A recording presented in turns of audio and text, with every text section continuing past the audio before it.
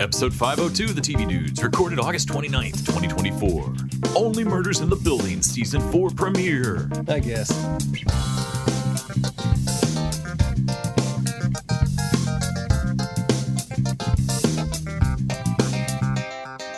This week, we're talking about the return of Hulu's show about a podcast that's a play, that's sometimes also a movie, maybe.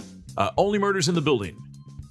Man, that is a confused premise, but starring the amazing Stephen Martin Short. What? Steve Short, comedian, banjo player, wild and crazy guy. Steve Martin. Is it Short? What? That's his name, like Hall & Oates, like the musician. Hall and Oates. Yeah, Hall & Oates. Damn it. Never mind. All right, I'm Les. Right, no, Lise. Stop it. And I'm Nick. And we're the TV Dudes. We made it through that. And this week, for the TV Dudes tune-in... TV Dudes tune-in. We asked about your warmest, fuzziest TV watching memory. What was your favorite comfort moment watching a show? When I was a kid, junior high or so, my whole family, stepdad, mom, and I would sit and watch Quantum Leap every week with good old Scott Bakula. Mm-hmm. What about, let's see, Danny Doggett chipped in that there are two types of Mexicans, those who watched The Simpsons and those who didn't. I was blessed with a family that would often watch The Simpsons together every Sunday for a good run. If there were any times we didn't have cable, I could count on being able to watch 2 episodes of The Simpsons after school. Being excited for and disappointed by a Treehouse of Horror is genuinely a tradition I continue to this day. I think it's a tradition that all people who watch Treehouse of Horror continue. Yeah. Expectation and then defeat. Yeah, Simpsons came on 2 episodes in a row and then 2 episodes of Seinfeld for most of my college years at dinner time. Like 6 to 7 was like, or 5 to 7 was this block. Uh-huh. And so, yeah, you were either going to get like Simpsons dinner or Seinfeld dinner. Yeah. Fresh Pair of Eyes, double eyes, always still a great name. This is watching reality TV with my family, specifically Flavor of Love and I Love and New York. Man, that has to be some interesting family watching. I remember discovering that my mother-in-law has a favorite show, which she was like, I got to show you my favorite show. She pulls up her DVR when we're visiting, and it's, I mean, like you've logged into somebody's DVR and seen that they have like 4 screens worth of the same show. Like you've just been taping. Oh, yeah. Ridiculousness. Oh, okay. I don't know why, she loves ridiculousness more than any other show on earth, and she'll watch days of it. It's like of all the favorite shows for whatever I thought my mother-in-law was like, and we're gonna watch my favorite show. And like, no, I did not expect it to be ridiculousness. My mom loves like irreverent humor stuff. Like she actually likes the Hangover movies, but she also loves The Great. Okay. And things with a lot of sex and violence. Like, so we can't like watch them together because it's awkward to watch The Great. My mom also loves The Great, and like that's yeah. And like we can't like, but like there's a lot of fucking like it's just. Well, Dennis McElwain says huddling under the blankets in front of the open fire, watching whatever was on TV, which that just sounds like great memories grown up. He also includes a photo of the fireplace for quality podcasting. We always want to show a photo. So. Everybody look at their speaker. The picture of fireplace. You got it. I'm not sure if that necessary for movie watching. And then Philip Winslow says some of his favorite TV memories were in college, specifically watching early Grey's Anatomy and Ugly Betty years. Oh, sure. Those are, man, when I think of college shows, those are the shows I think of. So that makes sense. I don't know why, but like those were both after my college years, so that was an immediate like, you watched that in college, huh? Right. I just think of like if college people are going to watch shows, even like nowadays, I think Grey's Anatomy and Ugly Betty are at college. I don't know. It just seems like something that if you're on the quad, you'd be watching on your laptop. My freshman year in college, for some reason, the campus cable package got Cartoon Network for a minute, and I grew up in a small town with shitty cable, and so like I'd never had Cartoon Network before, so it was an immediate like go to class, or I don't know, there's like an hour of Smurfs on, Yeah, la la la la la la. Like, yeah, I did so much class to watch shitty Hanna-Barbera shows and Smurfs. Yeah. But that it seems like a good time to segue over to what we really watched this week. What did we enjoy watching this week? What made us feel fuzzy this week? The Diaries of the Television Dudes. Brought to you by only the finest cocaine wine. Well, I watched some of my warm fuzzy shows: 30 Rock, Parks and Rec. Always a good time. And then you and I had less of a good time. We went and saw The Crow, which I think we'll probably talk about for a Patreon. Oh, right. You'll have to tune in to find out caw or nah. I assume everybody's seen enough of the internet at this point to know. I mean, honestly, we could just skip it and just do Cora. It's terrible. Like, it's terrible. I'm I'm not even going to put y'all through that. I don't think I could will myself to, like, sometimes. It's not Borderlands, but No, it's not Borderlands. It's better than Borderlands, but it's the way that like Alien Romulus immediately slotted in is like, well, that's probably the third best Alien movie. sure. This one doesn't. This is the second best Crow movie by not being the sequels. Right. And honestly, we looked back through the list of the sequels, and the Mark Dacascos TV show simply has to be better. Well, all the sequels also, I'm like, man, I don't really remember them, but some of them also had good ideas they don't deliver on. Right. So like, I think this might be like an equal mess. Just with better production value. Yeah. Like they wasted more money on this one than the other sequels. Mm-hmm. Like the Edward Furlong one, I don't even think they got all the way through making. Yeah. I never finished watching it, so I cannot promise there's a third reel in that movie. Maybe that's the joke. Maybe no one's finished watching it. The movie doesn't finish. But that preceded us to watch the original Crow. Yes. Which I remembered as a, gothy superhero movie that was pretty cool. But then watching it again, moment to moment, I was like very impressed with certain decisions that were being made. Like, it is a silly fairy tale and also really fun and cohesive in its own. Its world works. It's dark and gothy. We watched it also, right after the new one, so. But also is having a lot of fun. Like Brandon Lee is, doing a good job playing this entity that is the Crow, but also you feel distinctly like there's two different. Like sometimes he's Eric, sometimes he's the Crow, whatever that is. Like Eric is sad and hurt. The Crow is not. Like the Crow is fucking excited to be doing the vengeance shit. The Crow is having way too much fun scaring these dudes and perching on things and like being weird. There's that point where he dances off. Oh my god, he does like a Zoidberg out and like like. Oh my god.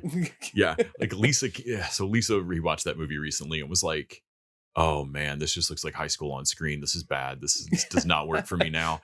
And like I know we were definitely low budget, but we were definitely being nicer about it because we had just watched the new shit show, and so it was like, okay, so this is equally as goofy but works, right? Like feels like you said it. Its universe makes sense in its universe. Well, like that's clear.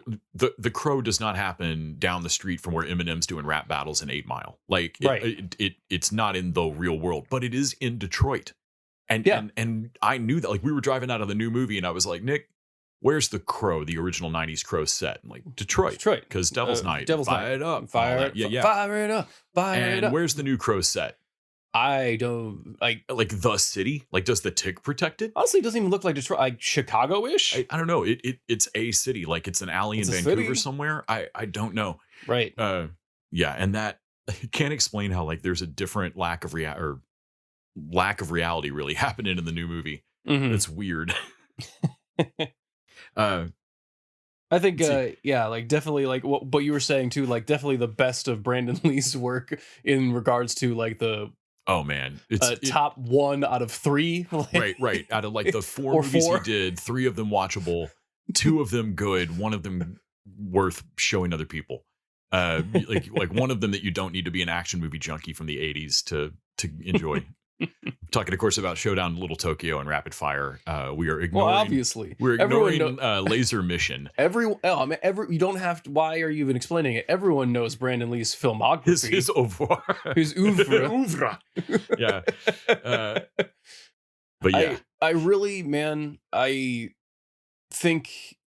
Thank God Wesley Snipes came along to do what The Crow was trying to do. right. Because like Brandon Lee was definitely giving like an action star vibe and was acting pretty well. Like I thought, like no, he would have gone places. I think Absolutely, that and we was- all knew it. was a lot of And, fun. Like everybody who saw that movie was like, that would have been his breakout role then. And people wanted it. Like The Crow, I think was a No, cult we hit. liked that kid. But in the 90s, we were waiting for someone that wasn't a bodybuilder, someone who knew how to fight. but that could could also act. act. Yeah. That could also act. Like, no, he was going to be our Brendan Fraser, who could fight, Mhm. and it was going to be great.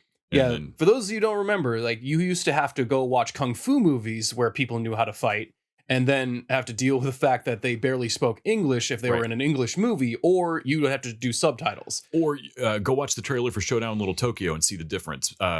Every shot of Brandon Lee, he can fight. It was longer. But he's the sidekick, and then Yeah. they cut to Dolph, and I mean cut to Dolph Lundgren, because you have to edit around the fact that dude's throwing the slowest sidekick Yeah. you've ever seen. He just basically puts his long ass foot out there and shoves a dude off the Yeah. screen gently. Like, man, like speed up the camera work, My maybe do God. something. You gotta hide this better. So I also caught up a little bit on season 2 of Preacher, all of which is long since done and on Netflix now. Mhm. I had fallen off watching Preacher, and I'm going back and watching it. I'm shocked. Every episode, there's a choice where I'm like, why are we so far off the comics? Mhm. And then they'll do 2 or 3 things where I'm like, but that's perfect.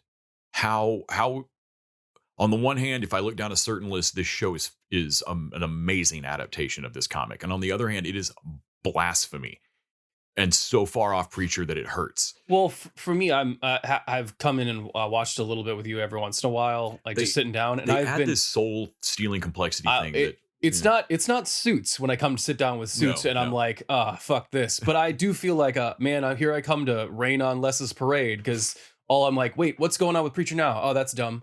What's the Saint of Killer doing? Oh, that's dumb. Like, Yeah. And it sucks that I'm like, I mean, you're not wrong. well, Like, it adds this. You better enjoy this plot they're doing, because it's not Preacher. mhm. And yet they're using it in service of getting you to some point in Preacher that you're going to be like, well, okay, that's great. I needed you to get there.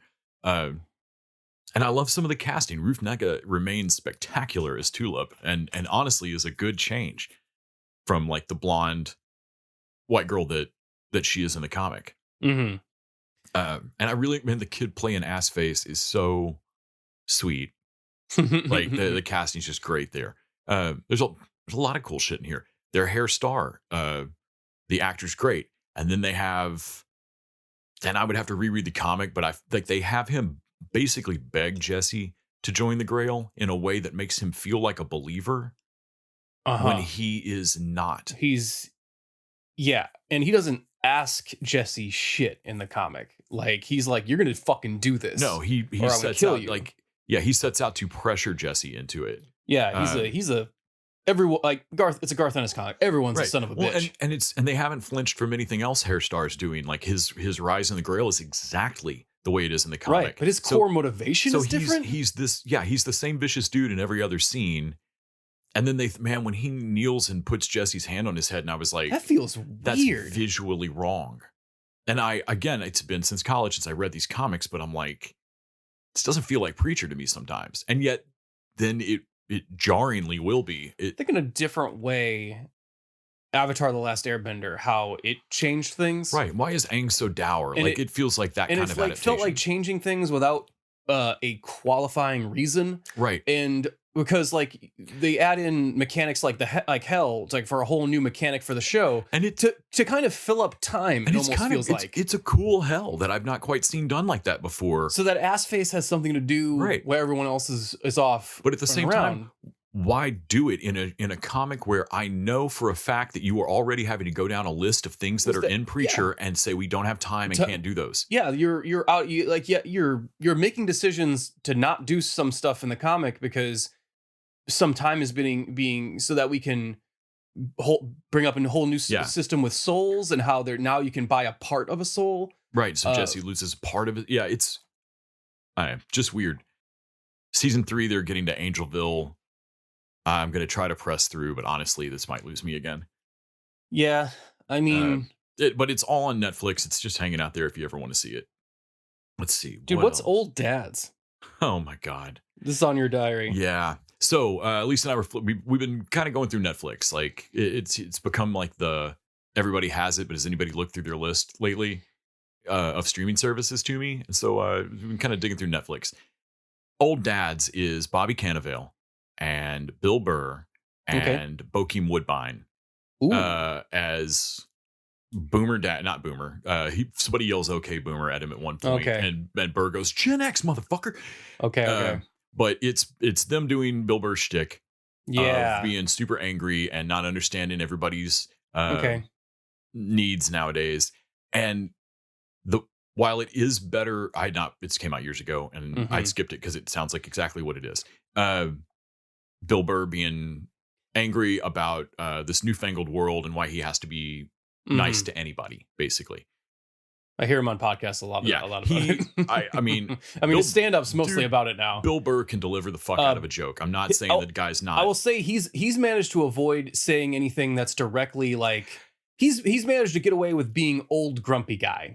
And that's the needle this movie really manages to thread pretty well. Like you feel so his behavior routinely, like over and over again in the movie, he calls his like 8-year-old's school teacher a cunt, and she's being like really in his face in front of other parents and stuff, but it's still like he calls her a stumpy little C word. And like it's a gasp. And then he has to apologize in front of the whole school. There's like 4 times as many parents there. And he's like, cool. So I really want to thank the 8 of you who were actually there for telling everyone here what happened. Right. Because I should just be apologizing to you and you and you. But like the movie wants to have it both ways. They want plot wise, like in the structure of it, his wife throws him out of the fucking house at one point of like where he's like, I wasn't in the wrong. And she's like, I've told you a dozen times about your temper and this is ridiculous and I'm not raising a kid. Like it has real consequences. They show that he needs to shut the fuck up, take a deep breath and figure out what is pissing off every single person in your life, because that makes you the commonality. Well, I mean, honestly, like you're the weak link in this chain. That makes me think that like, oh, I just blew up, and that's like, no, there's more of you being in the wrong here than just saying a bad word. You're undermining the teacher's authority in your child's eyes, and like if you're not showing respect to the teacher, and the next time your kid doesn't. But every single time that another adult is that woke person that sets him off, the movie also goes out of its way to make them unsupportable. Right. Like his school, the kid's teacher is embezzling. She is a scam artist. Bobby Cannavale's wife is straight up abusive. Like every time Cannavale speaks, she just snaps her fingers and shut him up. And like her kid runs up and punches a pregnant woman in the stomach. And like then she yells at the other parent for scolding the kid of like, hey, don't punch my belly. I'm pregnant. So like the movie gives you no leg to stand on with these people while they're setting, but yet you also structurally Burr's supposed to learn a lesson about being nice to these people. It wants it both ways, and I feel like this movie probably managed to please no one. Like it cut corners on its meanness jokes, like it cut corners on where the Bill Burr set seems to really want to go. I think there's a reason that it is Bokeem Woodbine and not Chappelle, right, as their third friend. Like the movie backs off that because it knows it should. But at the same time, it doesn't give enough to win that audience back. It's not like Fanny watched Old Dads and was like, Bill Burr really learned what's up. Well, I mean, like you said, I see a lot of conservative leaning stories like that have to put the woke people, they're wrong about something else, which means you can totally are justified. Yes. They're wrong about the other thing. Right. Not that using the proper pronouns is wrong, but they're embezzling or something. Right. But they're on you about using pronouns and like, but they're worse. Yeah, I knew that bitch was full of shit. And so like, hey, no.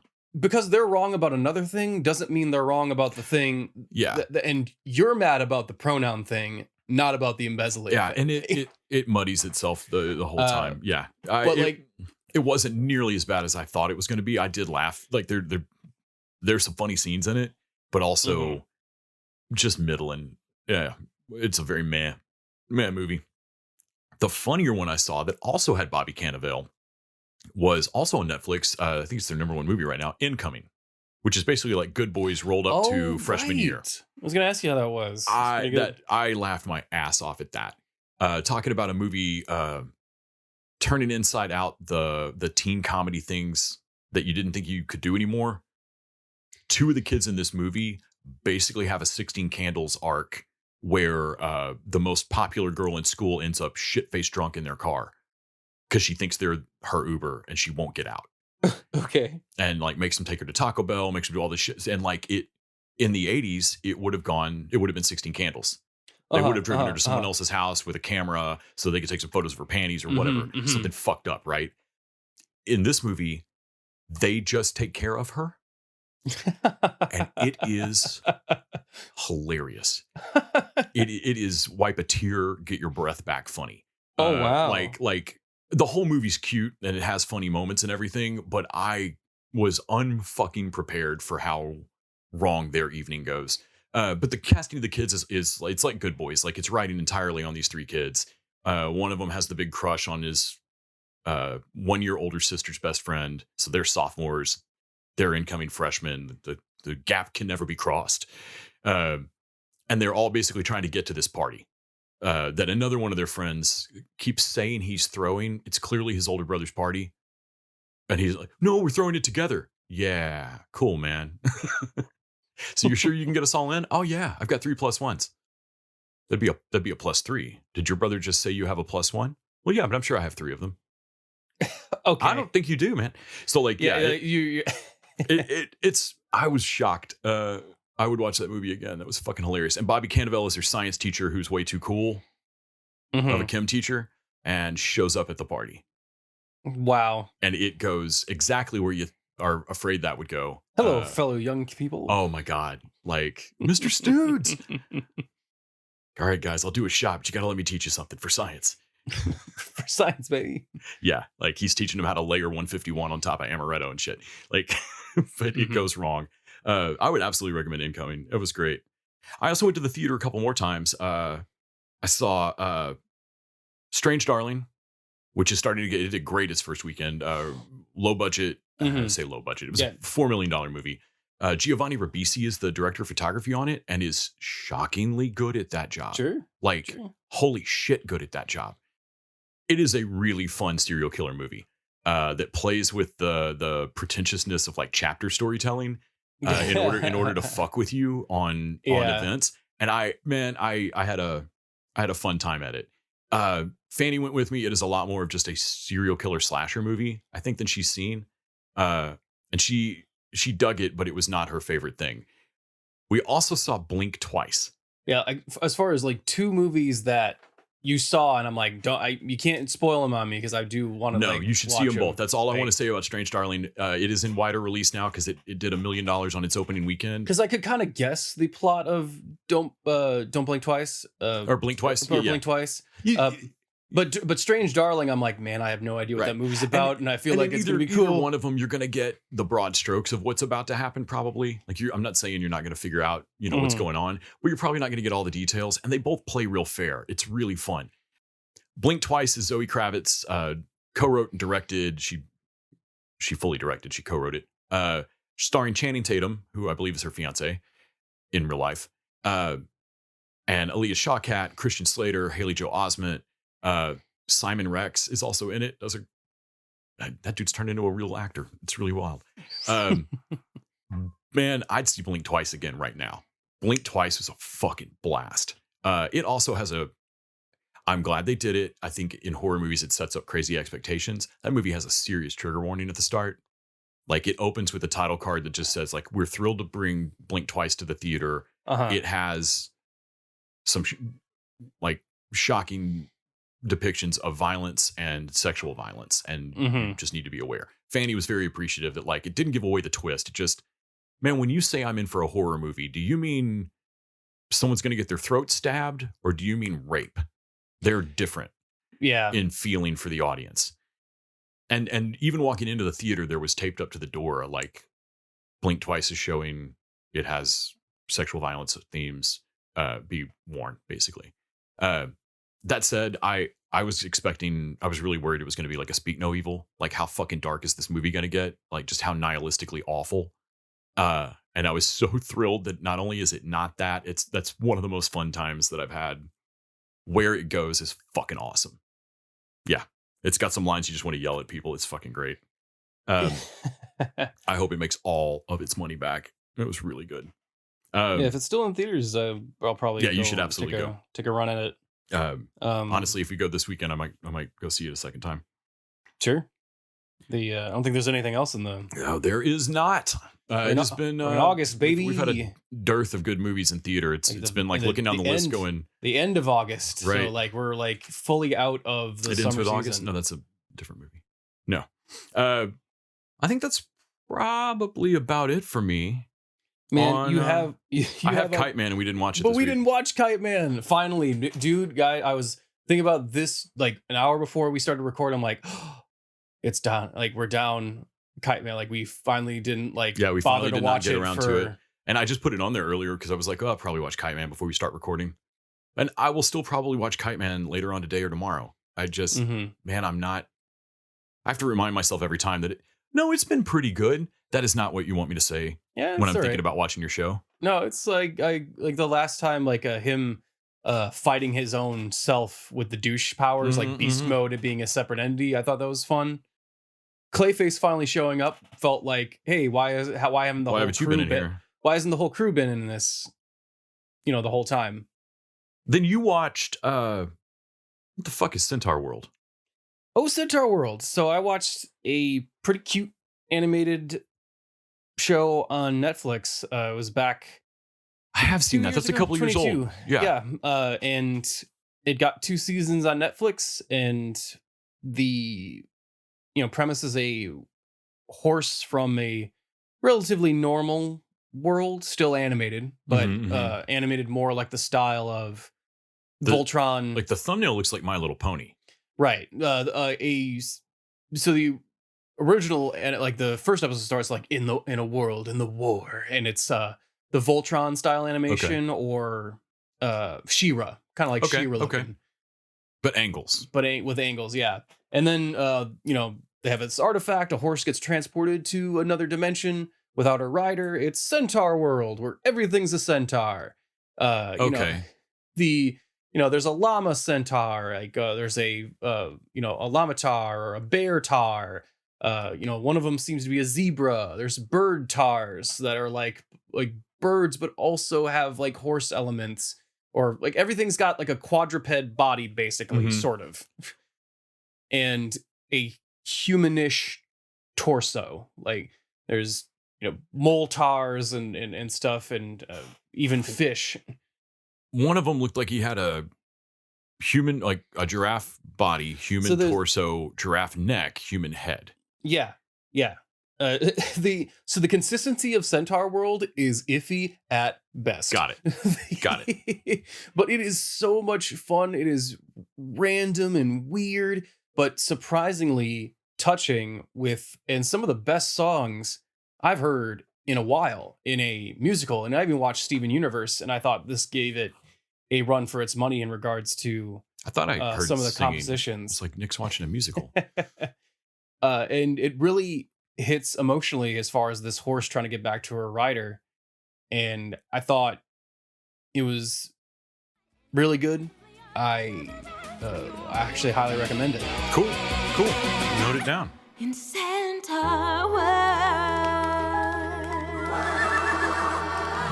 All right, now feels like a good time to mention, if you haven't joined us over on patreon.com/tvdudes, you can throw down $1 an episode and get bonus content each week. You're only charged for the bonus eps, so for $4 a month, you can get double the podcast.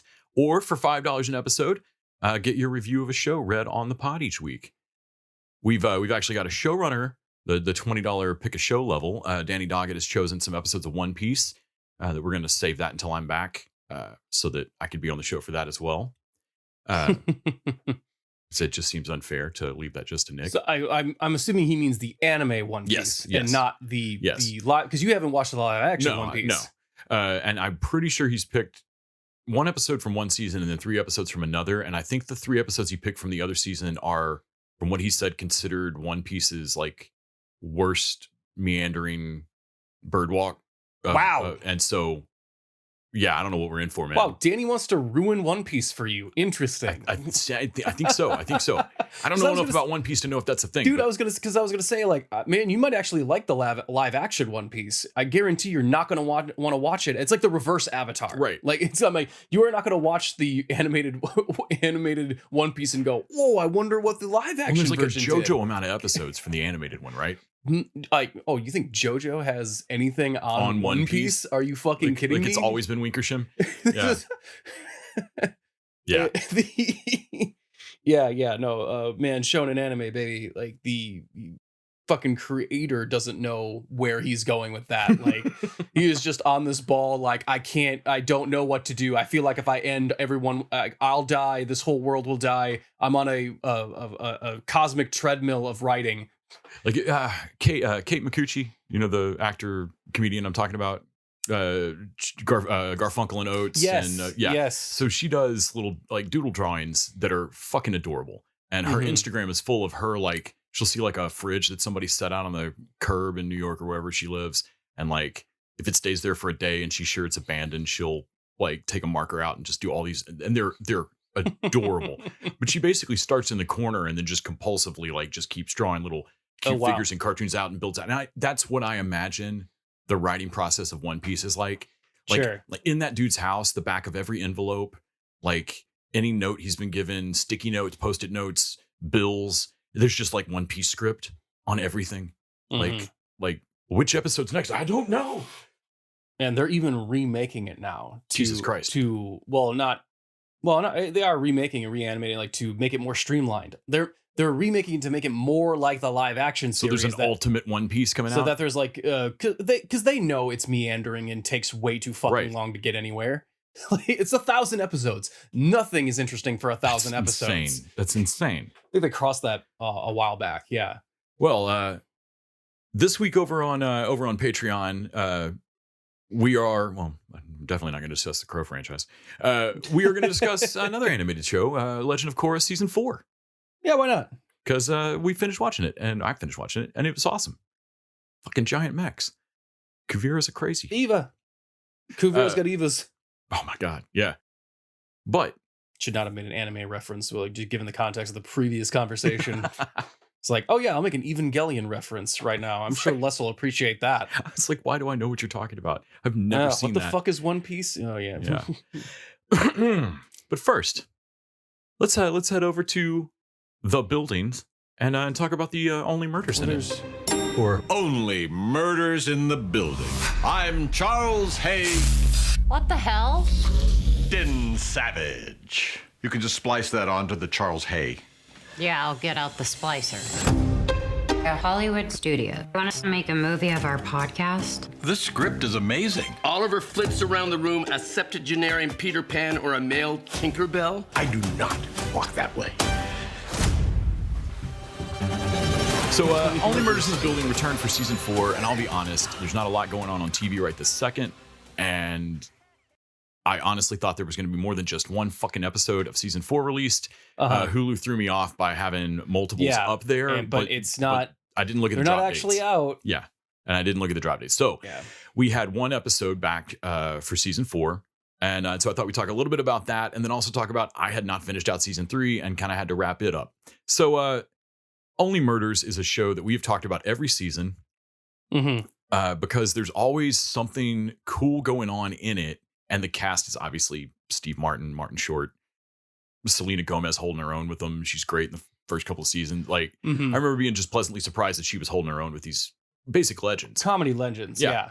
And so playing the straight man to them and their antics. And I did find by season 3 that her I don't want to be here with you goofballs vibe was wearing thin, and it was starting to get to a point where I felt like we were dragging our characters into the like every episode, it felt like you were having to convince them that they were still wanted to be in this show and wanted to be friends. Well, yeah. Or just admit that you guys are friends at this point. Yeah, admit that you like each other. Good Lord. Right. Good Lord.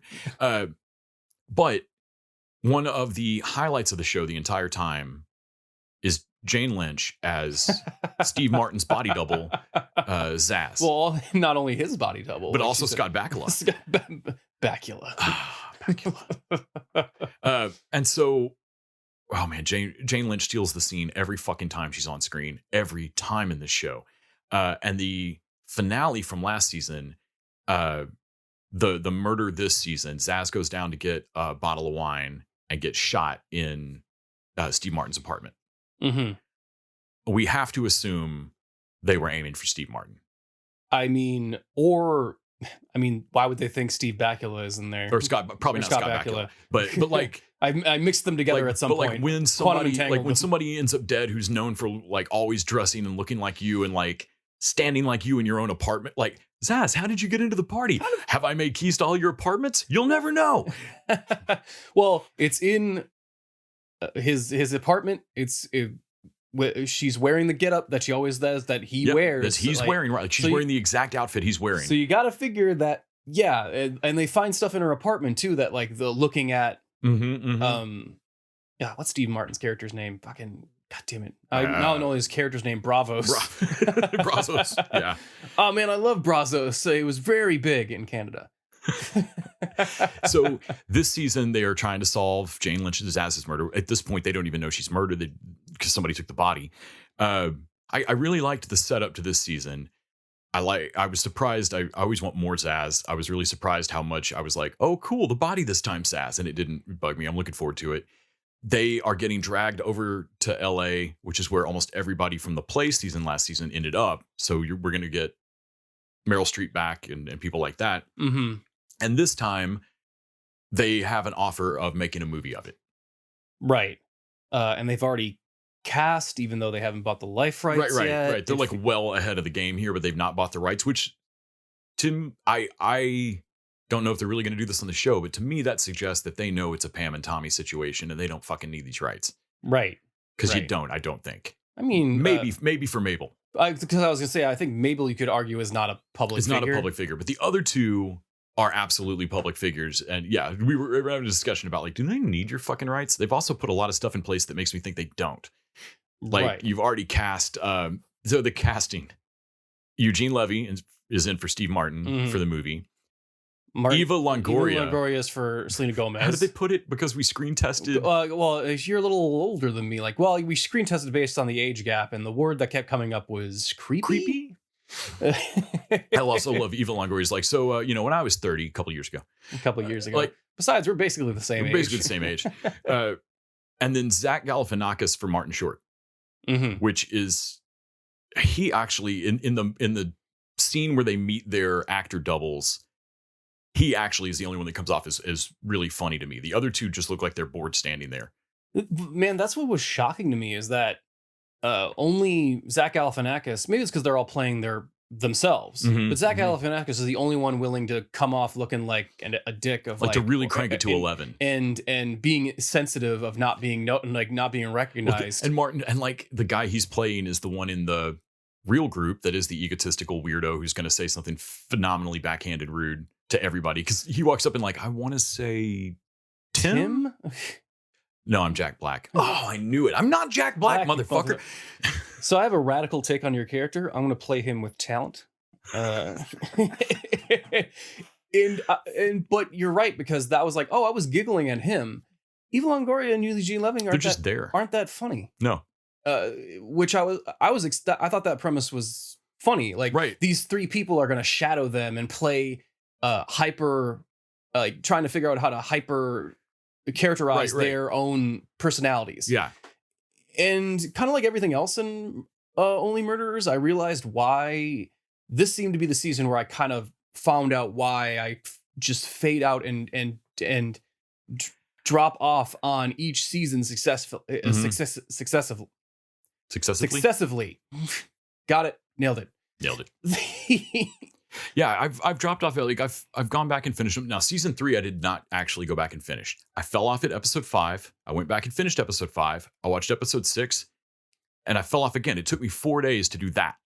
Right. So then I was like, fuck it. There's like 13 episodes or something in this season, or I don't know, too many.